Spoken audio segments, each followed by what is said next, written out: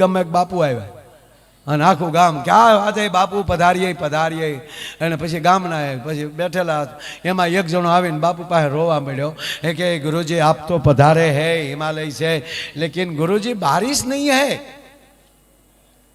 हमारा जो मॉल उभा है ये उभा हुकाता है।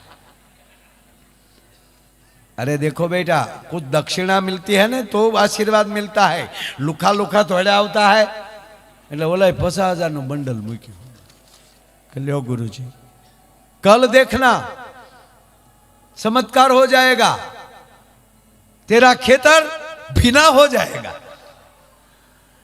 हारू थયું એવું બાપુ સવારમાં જાગ્યા ને તા એનું ખેતર પી ગયેલું પાણી એનું એકલું જ તા તો ગામમાં ડંકો વાગી ગયો કે હે બાપુનો પરસો તો જોવો।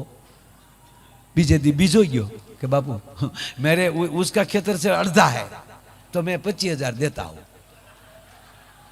कोई बात नहीं सुबह देख लेना। तो बीजे दी जोई तो एनु खेतर है पानी पानी। एक जन आयो बापू मेरे पास तो 5 बीघा है। कोई बात नहीं बेटा ये हिसाब से दक्षिणा रख दो। चारे शेलो बोल्यो कि बापू तमारे दक्षिणा लेवे लो आज राज्य डंकी हूँ नहीं थमू तोड़ भी ना क्या बोला ना साहेब आ साधु ए नहीं आपड़ा साहेब एना पर गुरुनी एवी कृपा है कि तमे जे संकल्प करो ने ई सिद्ध न थाय तो आपणो सद्गुरु न कहेवाय भला माणा ये आपणो गुरु न कहेवाय। એટલે આ ભૂમિ ભજનની ભૂમિ છે એ ટીખલની ભૂમિ નથી। આ કોઈ સમાજકરની ભૂમિ નથી આ કેવલ ને કેવલ ભરોસાની ભૂમિ છે આ ભજનની ભૂમિ છે અને એટલે જ આપણા મહાપુરુષો બતાવીને લઈ ગયા કે હાલ હાલ ક્યાં હતો અત્યાર સુધી। ત્યાં ગયા ને એટલે પહેલા તો ઓલા રૂમમાં લઈ ગયા કે આ તમે અહીંયા બી આવો આ બાજુ આ સત્યભામા રૂક્ષ્મણી આ મારું જે સિંહાસન છે એ આમ વ્યવસ્થિત સાફ કરો। રાણીઓ કે આને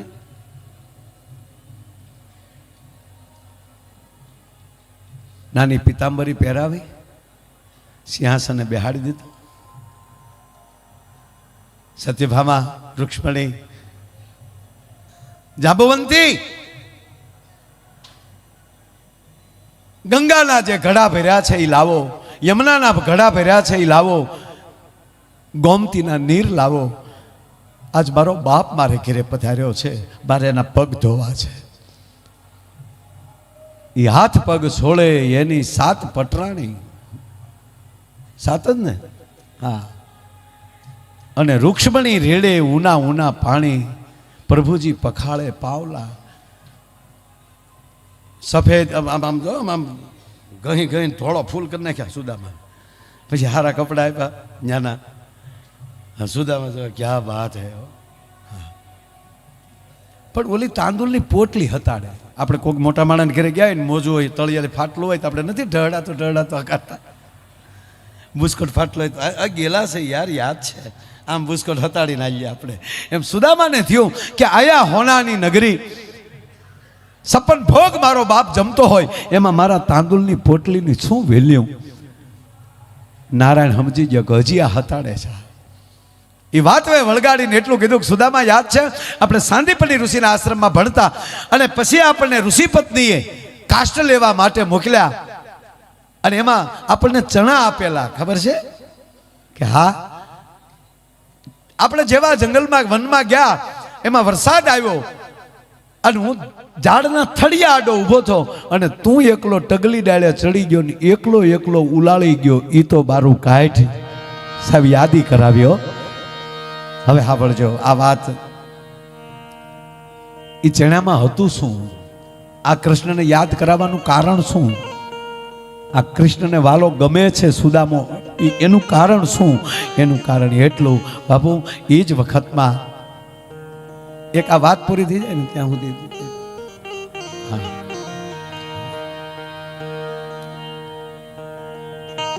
કારણ કે એક એક વાતનું એક નાનું નાનું અહીંયા આપણે અનેક વાર સાંભળી હોય પણ એની વચ્ચે તે એક નાની વાત પડી હોય એ બારી કાઢવા માટેનો આ પ્રસંગ છે સાહેબ।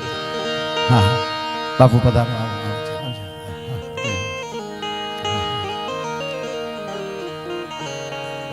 બધાને ઉતારે ઉતારે જવાનું હોય ને પાછું એટલે હા બાપુ હા બાપુ જય હો દાદા. કારણ કે આ બધા ખૂબ ઈ કથા કરતા હોય છે એટલે એને મોઢે હોય એટલે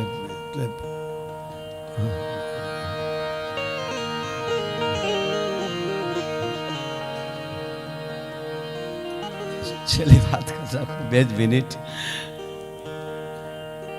ભાઈબંધ કેવો હોય એની વાત છે આ વાત કેવલ ને કેવલ આ હાલે છે. એ ચણા એકલો તું ખાઈ ગયો એ તો બારા કાઢ, આવું કૃષ્ણને કહેવાનું કારણ શું? ઘટના એવી બનેલી કીર્તિભાઈ કે એ જ સાંદીપની ઋષિના આશ્રમની બાજુમાં એક ગામ, અને એ ગામના એક પવિત્ર બ્રાહ્મણનું 6 મહિનાનું અનુષ્ઠાન પૂરું થતું હતું અને ઘરમાં કાંઈ નહોતું. એટલે ગોરાણીને ચિંતા થઈ કે હમણાં આજે અનુષ્ઠાન પૂરું થશે તો મારે ભૂદેવને કાંઈક એના માટે પારણા કરવા માટે કાંઈક જમાડવા પડશે. એટલે એ નગર શેઠને અહીંયા જાય છે. શેઠ કાંઈક આપો ને.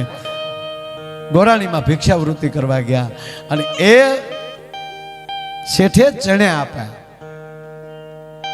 શેડામાં લેવા કરતા એક રેશમી થેલી હતી, એ થેલીની અંદર ચણ્યા ભરી અને મોઢું બાંધી અને ગોરાણી માને આપ્યું. થેલી એટલી સરસ હતી, કોકને એમ જ લાગે કે આની અંદર હોનામો રહેશે. થેલી એવી. એ ગોરાણીમાં થેલી લઈને જતા હતા. ચોરને એવું થયું કે નક્કી આ શેઠના ઘરેલી નીકળ્યા એટલે શેઠે કાંઈક વધારે દાન આપ્યું હશે, આમાં કિંમતી વસ્તુ હશે. એ ચોર લઈને ભાગ્યો. ગોરાણીમાં પાછળ દોડ્યા. ગામડાને કીધું ચોર પકડો. શું કામ? કારણ કે આનાથી તો ભૂદેવને પારણા કરાવવાના હતા અને ઘરમાં બીજું કાંઈ હતું નહીં. અને કહેવા ગયો ગામેડું પાછળ થયું. ચોર હાથમાં ન આવ્યો. ગોરાણીના મોઢામાં શબ્દ નીકળી ગયા, એ ભલે લઈ ગયો પણ એ જે ખાહે એની ઘરમાં દારિદ્રતા આવશે. અને ઓલાની વાહે ભીહો હતો ને એટલે આશ્રમની હોપટ પડ્યો અને સાંદીપનીની કુટિયામાં નાખતો ગયો. હવે આયા આવડા બે જાતા હતા જંગલમાં કાષ્ઠ લેવા માટે. એટલે ગોરાણી માને થયું, સાંદીપની મહારાજના ઘરેથી ગોરાણી માને કે આને હું કંઈક આપું તો ત્યાં જંગલમાં ખાય. એણે જોયું તો કે આ લાવ્યા હશે, ત્યાંથી ખોલ્યું તો ચણ્યા, ત્યાં આ ચણે આપી દો. એમાં ખોબો ભરી ખોબો જતા એને આને આપ્યા. અને આ તો વેદ પડનારો બ્રાહ્મણ. અને ત્યારે એવું હતું કીધું કરવું પડે કે તમે ખાજો. ભીમસેન દ્રૌપદીને લઈને આવે અને માં કુંતાને કહે કે જો માં હું શું લાવ્યો, તા કે 5 ભાઈઓ વહેંચી લો હરખા ભાગ. શબ્દનું ઉલ્લંઘન નહોતું થતું. હવે ઋષિ પત્નીએ કીધું કે આ તમે આ ચણા ખાજો. અને આમ જ્યાં સુદામાએ લીધા હાથમાં કે ઓહો આ ખાઈ અને તો દારિદ્રતા આવે. અને સુદામાએ ગાંઠ બાંધી લીધી કે આપણે દારિદ્રતા આવે એનો વાંધો નહીં, પણ લાખોના પાલનહારને દારિદ્રતા આવશે તો ધરતી ભાંગી પડશે. એ ચણ્યા એકલો સુદામા કકડાવી ગયો તો નહીતર એમ લાગે કે ચણ્યાનો ભાગ નો આપ્યો હોય કૃષ્ણને એટલે ઉપર ડાળ ઉપર વયો ગયો, ઊંચાઈએ જઈને ખાધું. સાહેબ એ કૃષ્ણ જાણી ગયા હતા. હવે તો બારું કાઢ અને હોનાના થાળમાં તાંદુલની પોટલી મૂકી દોસ. શાબાશ કૃષ્ણ, આવો ભાઈ બધો આંખવાલી આહુડા ભગવાન નારાયણને પડતા જાય. અને એક એક ગાંઠ એમ કહેવાય પોતળીની છોડતા ગયા. સુદામાના દારિદ્રના ભૂકા નીકળતા ગયા અને એટલા બધા પોરહમાં ચડ્યા. એક બુકડો 2 બુકડા, એ 2 બુકડા ખાધા ને તો પોરબંદરમાં રીધી સીધી ખડી થઈ ગઈ. અને આ 8 રાણીઓ જોઈ ગયું કે આગળ 3જો બુકડો મારી જાય તો એટલો પોરહમાં છે, આ હોનાની દ્વારિકા દઈ દે ને નવરિયું થઈ જવું આપણે. અને પછી રૂક્ષ્મણીએ બાવડું પકડ્યું કે હવે એટલા અમારે હાટું રહેવા ગયો, હવે એટલા અમારે હાટું રહેવા ગયો. મારો કહેવાનો અર્થ ભજનમાંથી જપમાંથી નીકળેલો મિત્ર પણ આવો જ હોય. શબ્દથી મળેલો મિત્ર એ આવો હોય. જ્યાં સ્વાર્થ ન હોય, જ્યાં લાલચ ન હોય, તો બાપ આવો સાથે મળીને આ રાષ્ટ્રને સ્વચ્છ કરીએ, સ્વચ્છતા વધારીએ, પાડોશી ધર્મ નિભાવીએ. પાડોશી આપણી સાથે પ્રેમ કરે તો ગામ આપણી સાથે પ્રેમ કરશે. સમરસતા વધારીએ, નાના મોટાનો ભેદભાવ છોડીએ, રાષ્ટ્ર પ્રેમ ઊભો કરીએ, નાત જાતના વાડા મૂકી દઈએ આ શિવ ઉત્સવમાં કીર્તિભાઈએ જ આવું જબરજસ્ત કાર્ય કરતા હોય અને એ મંડપમાં બેઠા છે, ગિરનાર મહારાજની સાક્ષી છે, એવી પ્રતિજ્ઞા કરીએ કે બસ અમે રાષ્ટ્ર પ્રેમ રાખશું, અમે હિન્દુત્વ સનાતન ધર્મની જ્યોતની અંદર અમારા એકતા રૂપી આહુતિ આપીને એની અંદર અમે દિવેલ પૂરશું, અમે ભારત માતાને ઉજળી કરીને દેખાડશું, અમારા સનાતન ધર્મને ઉજળો કરીને દેખાડશું. અને અમારા બાપુ પધારો પધારો.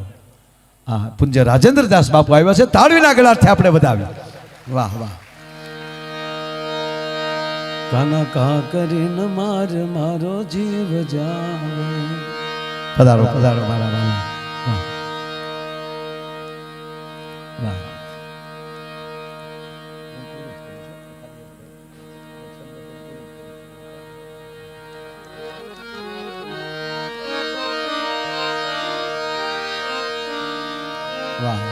મૂળ વાત એટલી જ, મારો કહેવાનો અર્થ કે એ વસ્તુ, એ ભાવ, આ ભજન અને ભોજનનો આ મેળો, વાત એટલી જ સાહેબ, એ આપણને એ શીખવાડે છે. તો આવો રૂડો જ્યારે અવસર, શિવરાત્રિ પર્વ અને એમાંય આ શિવ ઉત્સવમાં આપ બધા જ્યારે પધાર્યા છો, પૂજ્ય રાજનદાસ બાપુ પધાર્યા છે, એમનું પણ અમે અહીંથી હાર્દિક સ્વાગત કરીએ છીએ. તો આપ બધાએ મને શાંતિથી સાંભળ્યો એ જ આપ બધા પાસે આશા. અને મેં કીધું એમ કે આમાંથી જેટલા શબ્દો લેવાય એટલા આપણે બધાએ, હું બોલું ને હું સાંભળું તો જ એ કહેવાય ને. માયાને ઓડિયોસમાં મોકલી દઉં છું, એ સાંભળે. બસ રાષ્ટ્રની એકતા વધે. અમારે રાષ્ટ્રીય સેવા સંઘના અહીંયા વિવેકભાઈ તળાવિયા એ પણ અહીંયા ઉપસ્થિત છે. બસ બાપ, હમણાં અમે મોહન ભાગવતજી સાથે બેસવાનું થયું તો મને કે કાંઈ નયા સૂત્ર હે? મેં કીધું જૂના નયા બે ભેગા કર્યા હે કે હમ દો હમારે દો. એ તો આપણું જૂનું સૂત્ર છે ને, એટલે મેં થોડુંક ભેળવ્યું કીર્તિભાઈ કે હમ દો હમારે દો, દો રાષ્ટ્ર કો દો.